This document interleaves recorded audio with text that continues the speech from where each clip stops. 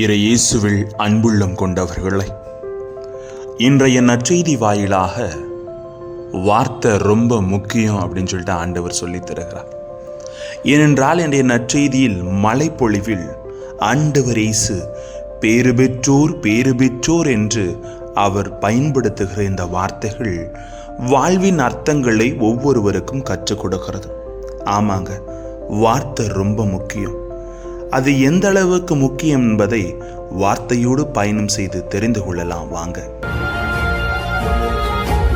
Praise the Lord. இயேசுவுக்கே புகழ், இயேசுவுக்கே நன்றி.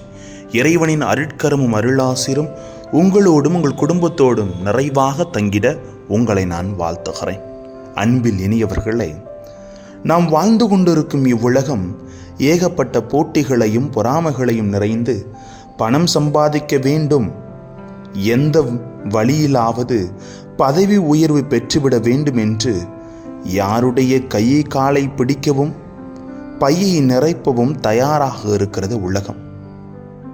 ஏனென்றால் எப்படியாவது தான் உயர்ந்து விட வேண்டும் என்ற ஒரு எண்ணம். இந்த ஒரு காலகட்டத்தில் ஏழையரின் உள்ளத்தோர், துயருவோர், கனிவுடையோர், நீதியை நிலைநாட்டும் வேட்கை கொண்டோர், தூய்மையான உள்ளத்தோர், அமைதியை ஏற்படுத்துவோர், நீதியின் பொருட்டு துன்புறுத்தப்படுவோர் என்னும் பட்டியல் வகைக்கு அழகாக இறைவன் உதவுமான ஒரு வகையான எண்ணத்தை அவர் தருகிறார். இன்று நியாயமானதாக நாம் பார்க்கிறோம் எல்லா சூழ்நிலைகளையும். ஆனால் இத்தகையோர் வரலாற்றில் வாழ்வோர் என்பதையும் ஆண்டவர் நமக்கு தெளிவுபடுத்துகிறார். புனித அன்னை தெரசா, இந்த இந்திய நாட்டுக்கு சுதந்திரத்தை வாங்கி கொடுத்த மகாத்மா காந்தி, இவர்கள் இம்மலைப்பொழிவு பகுதியால் ஈர்க்கப்பட்டு தங்கள் வாழ்வை அன்பு வழியிலும் அகிம்சை வழியிலும் வாழ்ந்து வரலாற்றை படைத்தவர்களாக இருக்கிறார்கள். இப்படி வாழ முடியாது, இது கஷ்டம் என்பதற்காகவே இக்கொள்கைகளை ஒதுக்குவதும் நடைமுறைப்படுத்த தயங்குவதும் மனித நேயத்திற்கு முரணானது, மனித இயல்பை புறக்கணிப்பதாகும்.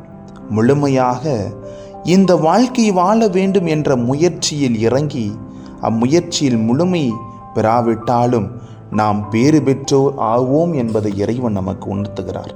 ஏனென்றால் நாம் பயன்படுத்துகிற வார்த்தை மிகவும் முக்கியங்க. ஏனென்றால் ஆண்டவர் இயேசு இன்று அருமையாக வார்த்தைகளை பயன்படுத்துகிறார். பேறு பெற்றோர் பேறு பெற்றோர் என்று ஒவ்வொரு சூழ்நிலைகளையும் அவர் அழகாக கற்றுத்தருகிறார். எனவே சற்று சிந்திப்போம். இன்னைக்கு வாழ்க்கையில் வீட்டில் பிரச்சனை வருது அப்படின்னா நீ எப்பேற்பட்ட வார்த்தைகளை பயன்படுத்துகிறாய்? நீ பயன்படுத்துகிற வார்த்தை பண்படுத்துவதாகவும் பிறருக்கு வாழ்வு கொடுப்பதாகவும் இருக்கிறதா என்று சற்று நாம் நம்மையே சிந்தித்து பார்க்க வேண்டும். ஏனென்றால் நாம் பயன்படுத்தும் வார்த்தைகள் எல்லாம் எல்லா நேரத்திலும் ஒரே பொருளை தருவதில்லை. வார்த்தைகள் ஒன்றாக இருந்தாலும் அதன் அர்த்தங்கள் மாறுபடுகிறது. எனவே வார்த்தைகளை பயன்படுத்தும் விதத்தில் நாம் எச்சரிக்கை உணர்வோடு நடந்து கொள்ள வேண்டும். இடத்திற்கும் சூழலுக்கும் தகுந்த வார்த்தைகளை நாம் பயன்படுத்த வேண்டும். இந்த வார்த்தை கொள்ளும், இந்த வார்த்தை உருவாக்கும். ஆனால் உன் வாக்கே என் வாழ்க்கைக்கு விளக்கு, அதுவே என் வாழ்க்கைக்கு ஒளியுமாய் இருக்கிறது என்பதை நாம் அனைவரும் உணர்ந்தவர்களாக வாழ்க்கையிலே செயல்பட வேண்டும். ஆகவே தான் இன்றைய நற்செய்தியிலே மழைப்பொழிவு வழியாக பேறு பெற்ற நிலையை நாம் அடைந்து கொள்ள வேண்டும் என்றால் வாழ்விலே எல்லா சூழ்நிலையிலும் இறைவார்த்தையோடு ஒன்றுபட்டு நமது வாழ்க்கையை செயலாக்கப்படுத்த வேண்டும் என்பதை இறைவன் வலியுறுத்தி கூறுகிறார். எனவே ஒருபோதும் மறந்து விடாதீர்கள், வார்த்தை ரொம்ப முக்கியங்க. ஆண்டவர் வார்த்தையை பயன்படுத்தி அற்புதங்களை செய்தார், அதிசயங்களை செய்தார்.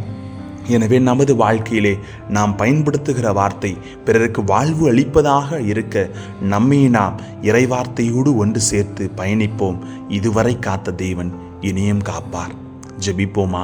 அன்பு இறைவா, எங்கள் வாழ்க்கையிலே நாங்கள் பயன்படுத்துகிற வார்த்தை பிறருக்கு வாழ்வு கொடுப்பதாக இருக்க உமது அன்பின் ஆவியானவர் எங்களுக்கு உடனிருந்து வழிநடத்தும்படியாக உம்மை இறைஞ்சி ஜெபிக்கிறோம். ஜீவனுள்ள நல்ல பிதாவே, ஆமேன். Praise the Lord.